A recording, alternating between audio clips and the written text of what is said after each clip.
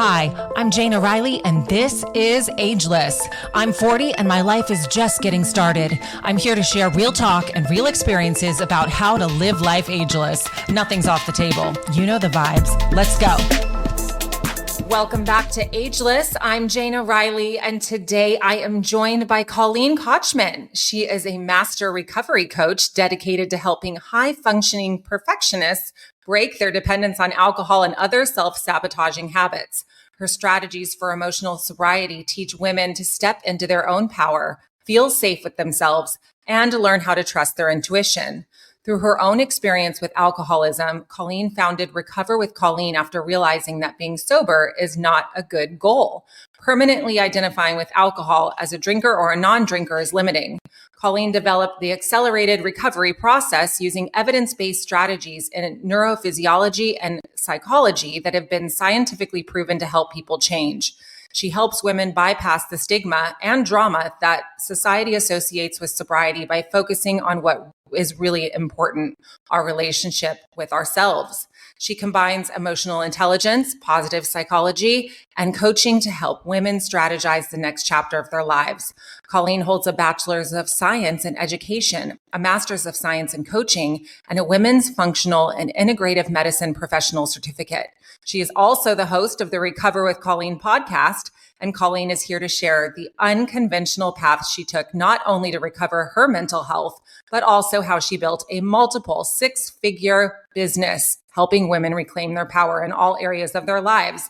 Colleen, welcome to the show. Thank you, Jana. It's so good to meet you and to be here today. I'm excited to talk about this and get into it with you. I am delighted and so excited to have you here. But first off, I want to thank you for being here. And I feel like the universe put us together in divine timing.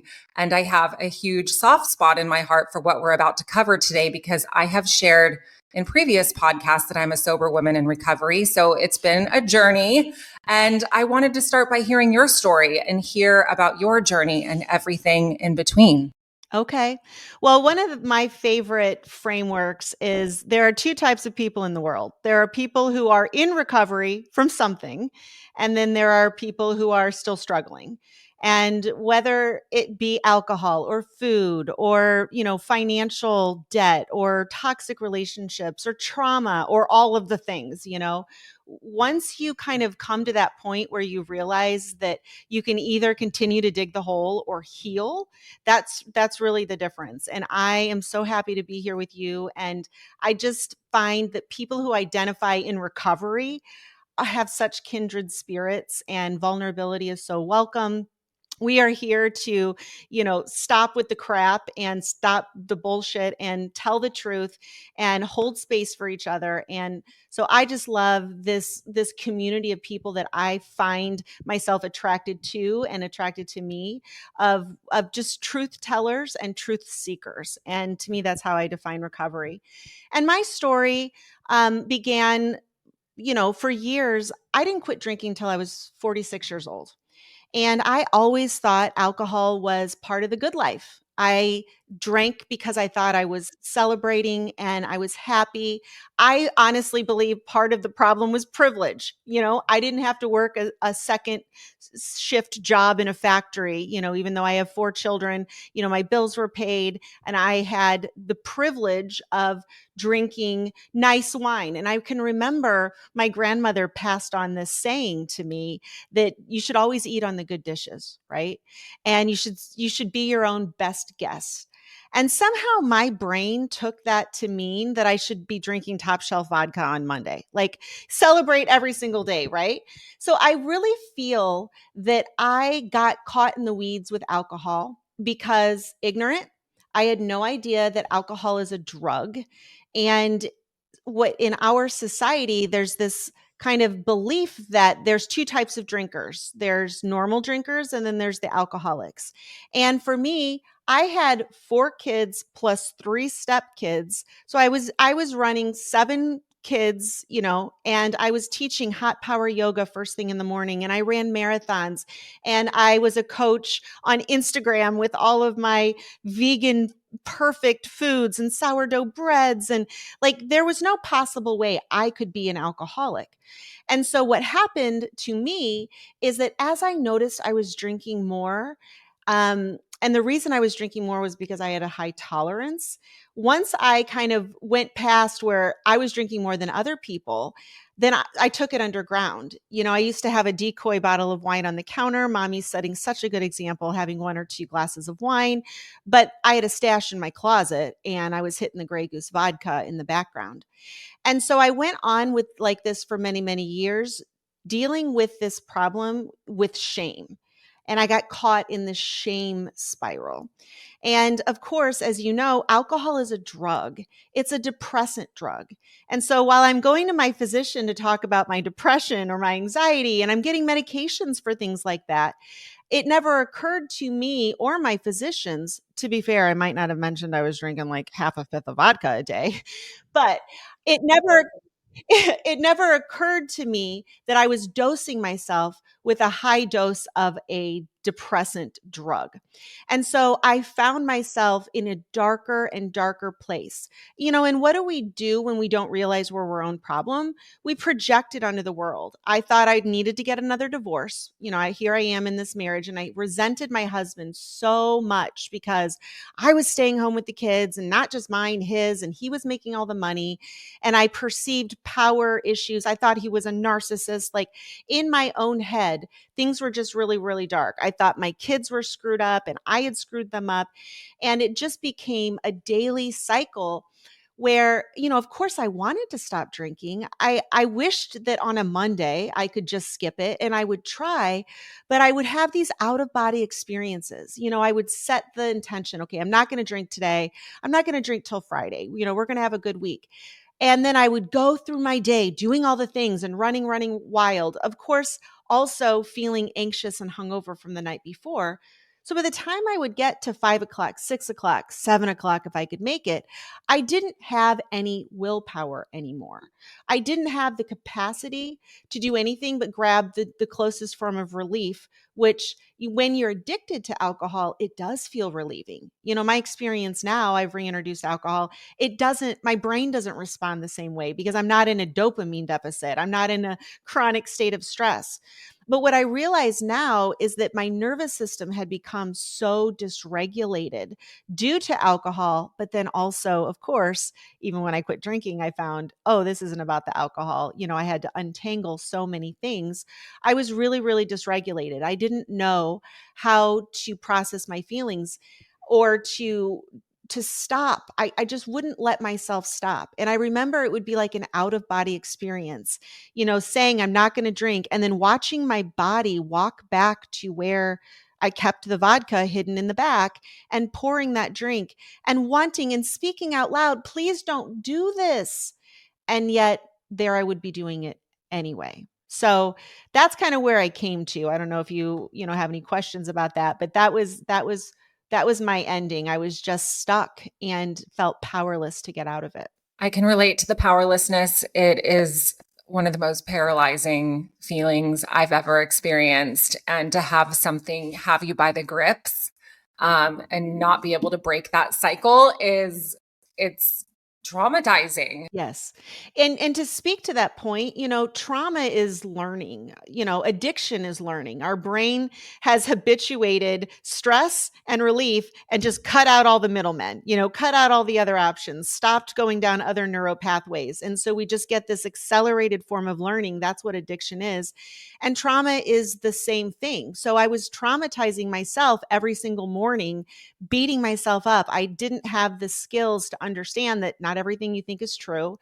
And that part of my problem was this perfectionistic mindset and shame that I was carrying. And so, yeah, I was traumatizing myself. And it was just a vicious, wicked, dark cycle. With what you said, how does alcohol and other unhealthy coping mechanisms contribute to burnout? Like, how does it keep us in a cycle of stress? Like, how do we break that cycle? So, the first thing to realize is the belief that's usually operating your operating system in burnout is that I will feel better when. I will feel better as soon as I get the job, as soon as I get this project done, as soon as my husband stops being an asshole, as soon as I, stop drinking. I will feel better when. And that is the underlying false belief, because burnout is you're out of gas. That's like sitting in your car and pushing on the accelerator and then being like, why am I not going anywhere? And so I think the first awareness is to call a spade a spade. I'm burned out and I'm out of gas. And continuing to pretend like I'm fine and to not acknowledge that I'm struggling, that's how we keep ourselves stuck. And for me, like my day one, I I cannot believe how easy it was for me to quit drinking. All it took was for me to tell somebody, a complete stranger on the phone, I need help. Like for me, that gave it just brought it into reality. It brought my subconscious truth into consciousness, and it was no longer me fighting with my own demons. I often say your bullshit detectors are in your ears. So you can't think your way out of a thinking problem. You have to speak, and you have to be seen, and you have to have somebody hold space for you and support you. Like asking for help is a sign of strength, not weakness. And so, how do you break the cycle of burnout? You acknowledge that the problem is an internal problem. It's in your thoughts. It's a lack of self-care, and stop chasing the carrot that you think as soon as you get, it's all going to fix itself. It's like I use a metaphor of you got to pull your car off the side of the road and fix the flat tire, and stop filling it up every 5 miles and thinking you're going to go cross country. Because like I know when I work with women, one of the big objections is, well, I don't have time for this in my life right now. I have too much stress to deal with this drinking problem, and again, it's like, you don't have time to put air in your tire. Like you have to stop and deal with it. But the beautiful thing is once you acknowledge it, it relieves so much stress. Like even on day one, when you still have to go through withdrawals and detox and all of it, you've still just cut your stress by 50%. It's very empowering to acknowledge. One of my favorite things to say is the first step to being okay is to acknowledge you're not okay. Like that's a problem you can work with. That I love. I'm going to steal that. But yeah, just to acknowledge that you're not okay. And like you were saying earlier, bringing the subconscious to consciousness. I think there's so much power in that, taking back your power. And so I know there's a little bit of a gray area, but what's the difference between gray area drinking and alcoholism? And how does drinking fuel that emotional disconnection that you were talking about? Okay, so emotional disconnection is when your emotional circuit breakers are blown. You're in a chronic state of stress. The symptoms of that are brain fog, trouble making decisions, feeling pressure and anxiety, just tension inside your body. And what has happened is, because a state of stress, biologically, you are negative thinking, very myopic focused, intrusive thoughts, because hardwired, stress is designed to keep you alive in this moment, which means you need to pour a drink right now. You can't see the big picture when you're in a state of stress. So the disconnect is you have to stop paying attention to all of the other bigger picture, long-term self-care, all of that stuff. So when you push yourself beyond anxiety levels, like think of stress on a continuum of a scale of 1 to 10.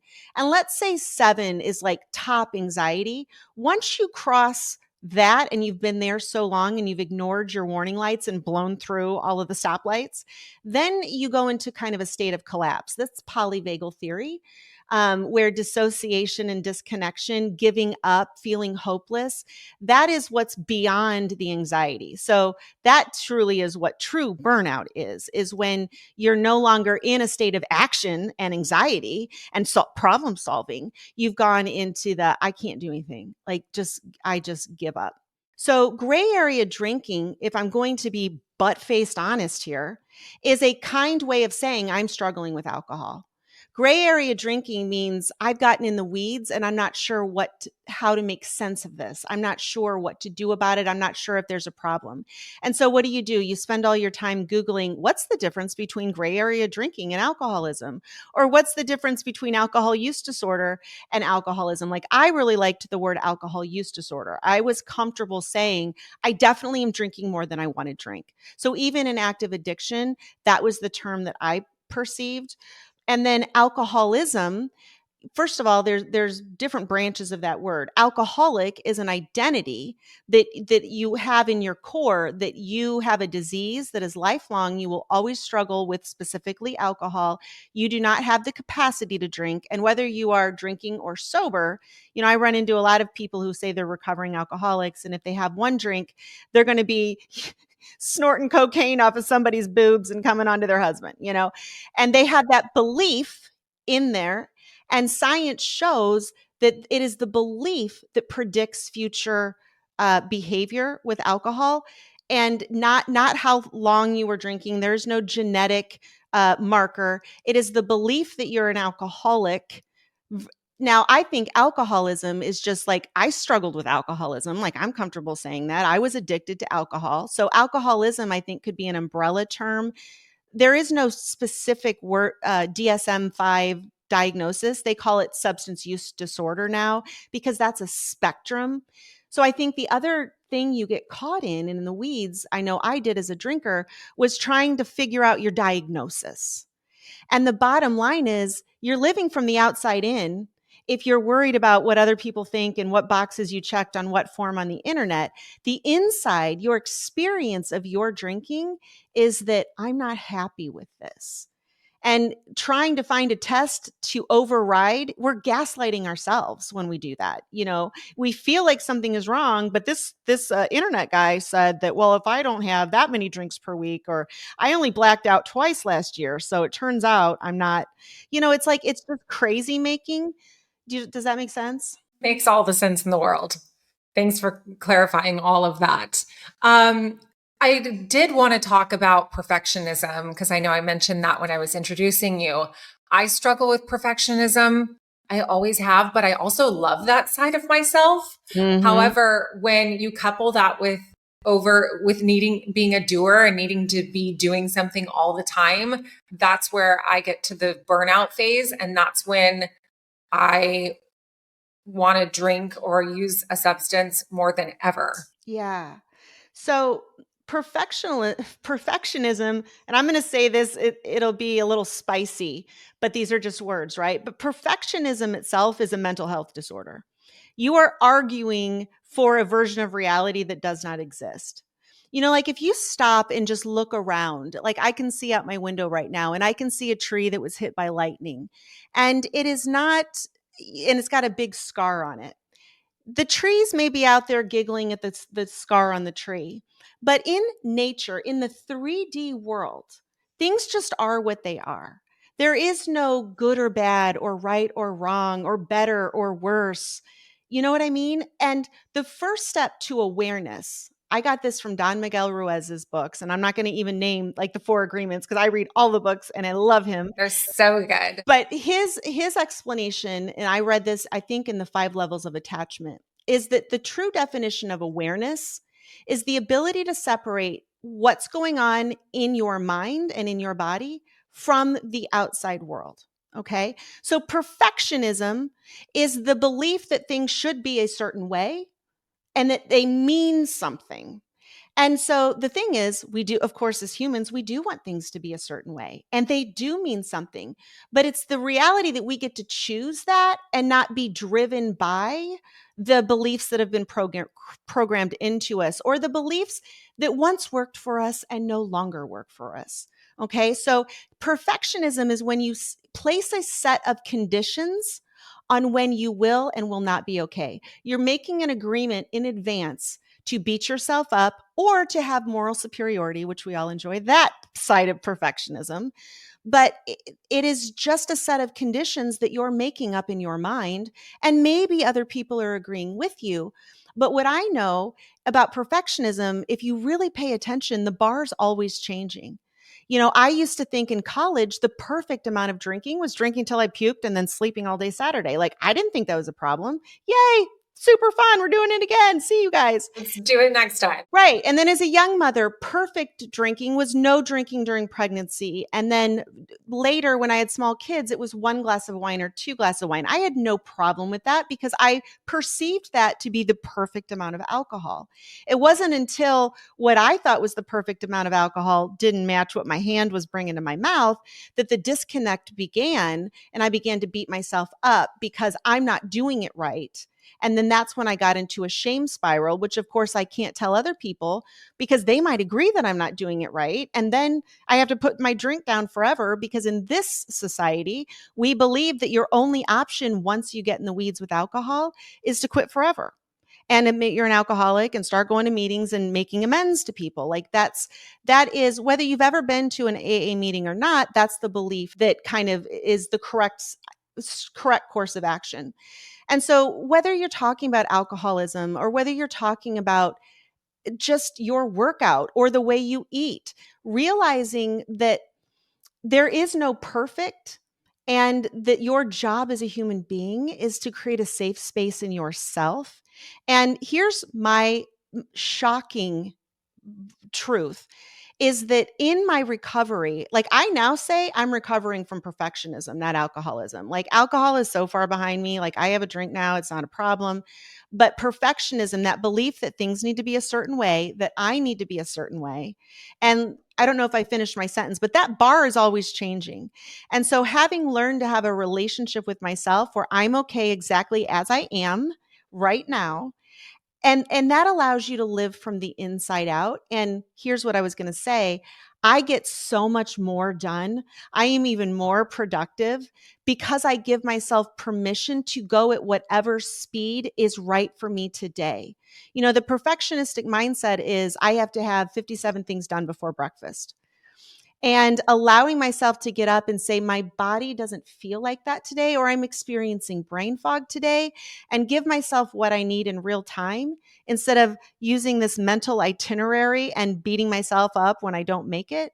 That is how you overcome perfectionism, is to move into the experience of what things are with full acceptance, knowing you can change them instead of arguing that they shouldn't be that way. Yeah, it's like mental gymnastics, and I struggle with it hard. And yeah, you're right. Just, I have always struggled with, feeling like as I am, I'm not enough. And that is the story that I told myself for so long that I started to believe it.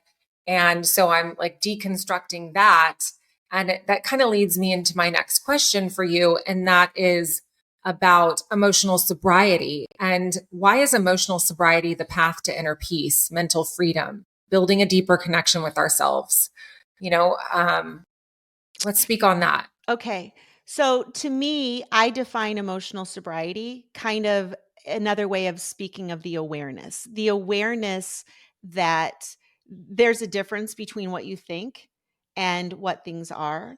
And so emotional sobriety is a willingness to not believe everything you think and to make it's kind of a tool. Okay, so words have meaning and this is just a framework, but it's making circumstances neutral. They're not good or bad or right or wrong, kind of like I've already alluded to. And then realizing that the way you feel about the circumstance is a reflection of your thoughts. And so then it's introducing mindfulness to where you will become aware of watching yourself, watching the thinker, watching the doer, noticing the patterns. You're able to step outside of the human experience of just reacting and introduce consciousness. And the way I describe consciousness is what is our superpower as humans? Our ability to choose our focus, our ability to choose where we're placing our attention. And so, just to speak to your belief of I am not enough, I have also struggled with that too. And I also believe that I am enough. And so in the real world, as I move through space and I move through my day, I am able to use my feelings as my friends because they're telling me when the belief I don't like is inactive, it is in action. If I show up and I'm feeling like right now with you, maybe for a minute I might feel a little intimidated. We've never met before. How is this going to go? Those feelings alert me to an invitation to correct my thinking so that my subconscious fears are no longer driving my bus. I can behave differently. So you're giving yourself a choice. And so emotional sobriety to me is choice based. You get to think and believe whatever you think, but you can't you can't access that choice until you can step outside of it and say, what else could be true here? What do I want to believe? And how do I need to behave? And what do I need to think to get my ass moving in that direction? That's what emotional sobriety is, when you're not intoxicated by your own subconscious emotions. Love that. So how do we protect our mental health? Well, that's an excellent question. And I would say it is just as important as your physical health. And now that I just turned 50. I take my health real seriously. I don't work out anymore because I want booty butt and pack of abs. I work out so I don't fall and break my hip like an old woman. You know what I mean? So how do we protect our mental health is to realize, just like food, you are what you eat. Mental health, you are what you think. So if you are letting the talking heads on the TV start your day and tell you about all the bad news and what they think about all the other things, our thoughts, those are just reflections of everything we've ever been exposed to. Somebody who's never been exposed, somebody who lives in an indigenous culture, they don't wake up one day and say, I think I want a 911 turbo in red Porsche. They don't think I need Grey Goose vodka because it's not on their list of possibilities. So everything we think, it's because we've been exposed to it and made a decision, yes or no. And then we just become a rejection of whatever it is. So we think we're writing our own rules when in reality, we're just responding and reacting unconsciously to other people's rules and therefore living by a different set of rules. So protecting your mental health, first of all, means protecting what you expose yourself to. Then it is taking the time to untangle your thoughts and beliefs every day. And I know when I first quit drinking, that's a big, I had 30 years of crap. I use an analogy with a drawer, a junk drawer full of tangled chargers.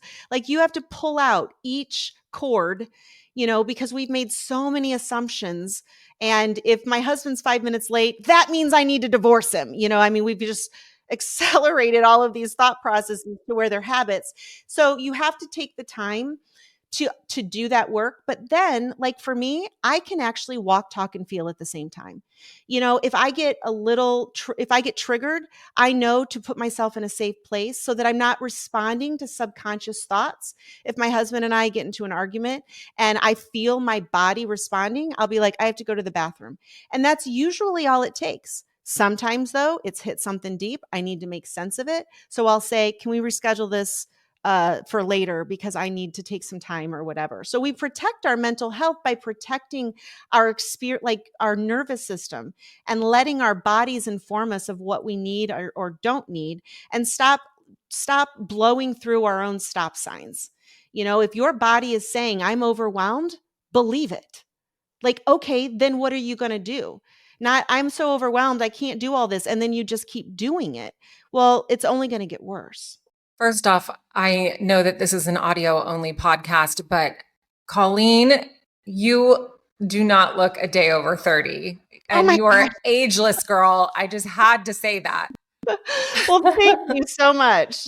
I'm sure Yes, some of it's Zoom filter because I think I look great for my age. You know what I mean? I think I look 50 and I'm so proud. I just did a triathlon that was my gift to myself. I trained all summer for a sprint triathlon and went and got my trophy on my birthday. So love that. So proud of you. That's amazing. And I'm sure you're a huge inspiration to my audience today. So where can we find you and how do we start your accelerated recovery process program? Well, so I am very simple to find. Recover with Colleen. That's my website. You can find the podcast on my website, but of course, my podcast is wherever all podcasts are. So it's just the Recover with Colleen podcast. My Instagram handle, Recover with Colleen. Anything I do is that. So if you are struggling with alcohol, or you have been sober for a really long time and you're like, I kind of want to drop this identity, and just move about the world. It's amazing because in my program, I have women on the same call. One of them is quitting drinking and going for that, 30 days, 1 year, like whatever sobriety, right next to somebody who's talking about, well, I want to have a glass of wine this weekend. How is that going to go? But the way I present recovery is it's a choice. And the more you lean into your choice, in other rooms, you might be like, well, that's triggering me to listen to her talk about alcohol. No, it's triggering your invitation to say, well, I could go choose to drink. Why don't I want to? And so in my program, it's not about the alcohol. That's the niche of women I talk to, because my recovery began with alcohol, but we do emotional sobriety. And I use 4 kind of pillars. I teach people how to correct the dopamine deficit, because when you quit drinking, you've heard of post-acute withdrawal syndrome, right? Yes. So that can take a year. For me, it was 18 months. I had no idea that you could actually rewire your dopamine with the right tools. It's called self-directed neuroplasticity. So I do that, nervous system regulation. I do positive psychology and growth mindset. And I do have a free masterclass for anybody who just wants to know more about this emotional sobriety thing, or is interested. And I can give you the link, but if you go to my website, it'll show you, you can sign up for my Reclaim Your Power Over Alcohol masterclass. I've got a lot of free stuff that you can find on my website. She's got a great website, and I'm going to be putting this in the show notes, so it'll be there. And I just want to thank you so much for sharing all that you are, your journey, and your vast knowledge and personal experience. I'm sure my audience was touched just as I was today. And thank you for adding so much value to my show. I really appreciate you. It was great to meet you. Thank you for having me as a guest. And I'd love to have you on my show. So let's get that scheduled. Let's do it. Thank you for joining me for another episode of Ageless. Don't forget to rate and subscribe. Tune in next week for a new episode.